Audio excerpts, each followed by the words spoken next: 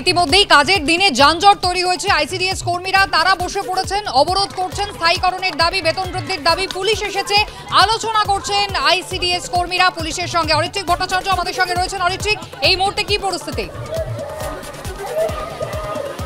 দেখো, পরিস্থিতি কিন্তু তোমার সঙ্গে গতবার যা কথা হচ্ছিল তারপর থেকে কোনো বদল ঘটেনি। এখনো পর্যন্ত যারা মিড ডে মিল কর্মীরা রয়েছেন তারা রাস্তায় অবস্থান করছেন। আমি তোমাকে সেই ছবিটা দেখাতে বলবো। আমার সঙ্গে চিত্রগ্রাহক শান্তনু রয়েছে, তাকে একেবারে রাস্তার মধ্যে তারা বসে রয়েছেন। তার ফলে ধর্মতলার মোড়, দরিনা ক্রসিং বলে যেটা পরিচিত, সেই দরিনা ক্রসিং সম্পূর্ণরূপে অবরুদ্ধ হয়ে রয়েছে। এর মধ্যে নেতৃত্বের সঙ্গে কথা বলেছেন পুলিশ কর্তৃপক্ষ, তারা কথা বলছেন।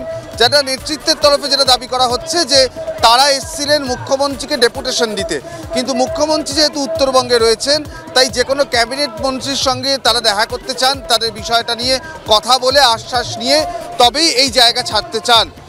পুলিশ এখনো পর্যন্ত তাদের বোঝানোর চেষ্টা করছে যে জায়গাটা কি ছেড়ে দিতে হবে, কিন্তু এখনো পর্যন্ত কিন্তু তাদের কোনো রকম উদ্যোগ দেখা যায়নি। তার ফলে তুমি যে ছবিটা এই মুহূর্তে ধর্মতলার মোড়ে দেখতে পাচ্ছ একেবারেই সেই ছবি।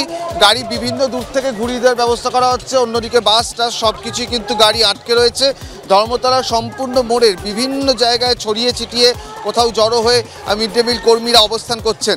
মূল তাদের যে দাবির জায়গাটা সেটা আরেকবার স্পষ্ট করে দেওয়া ভালো, যে তারা যেটা চাইছেন 2013 সালের পর থেকে তাদের যে বরাদ্দ, সেই বরাদ্দ বাড়েনি, সেই বরাদ্দ তাদের বাড়াতে হবে এবং তার সঙ্গে স্থায়ীকরণের বিষয়টি তাদের দেখতে হবে, তাদেরকে সরকারি কর্মীর তকমা দিতে হবে।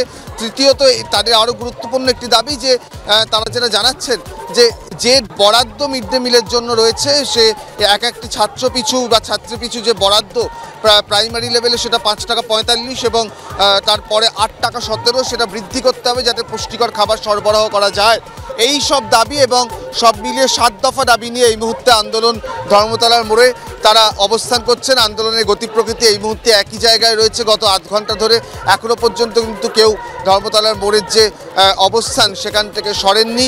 তার ফলে ধর্মতলার মোড় শহরের অন্যতম গুরুত্বপূর্ণ একটা মোড়, প্রাণকেন্দ্র বলে থাকেন অনেকে, সেই মোড় সম্পূর্ণরূপে অবরুদ্ধ হয়ে রয়েছে এখনও। একেবারে অরিত্রিক সেই ছবি আমরা দেখতে পাচ্ছি। ধর্মতলার একাংশ এখনো অবরুদ্ধ হয়ে রয়েছে। পুলিশ কর্তারা এসেছেন, তাদের সঙ্গে আইসিডিএস কর্মীরা তারা কথা বলছেন।